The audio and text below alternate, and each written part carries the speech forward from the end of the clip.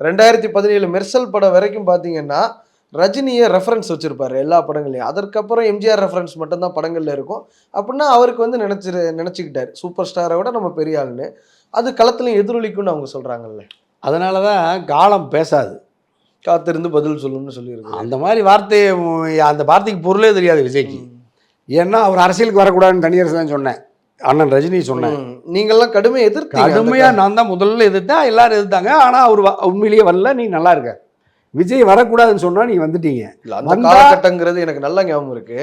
என்னன்னா 2020 அந்த இறுதியில வந்து அவர் சொல்றாரு, அரசியல்ல இருந்து நான் விலகுறேன்னு. அதற்கு முன்பாக வந்து ரஜினியை திட்டினவங்க கூட ரஜினிக்கு ஆதரவாக பதிவு போடுறத நான் நேரடியா பார்த்தேன்.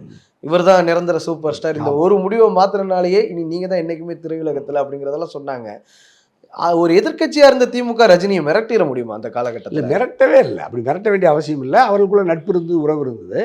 ஆகவே மிரட்டியதாக திராவிட முன்னேற்ற கழகத்தின் மீது பழி சுமத்துவதற்கு ஆதவர்ஜினாவுடைய தந்திரமாக சொன்னார். ஆனால் மக்கள் அதை நிராகரித்து ஆதவர்ஜினாவை இப்பொழுது மக்கள் நிராகரித்திருக்கிறார்கள்.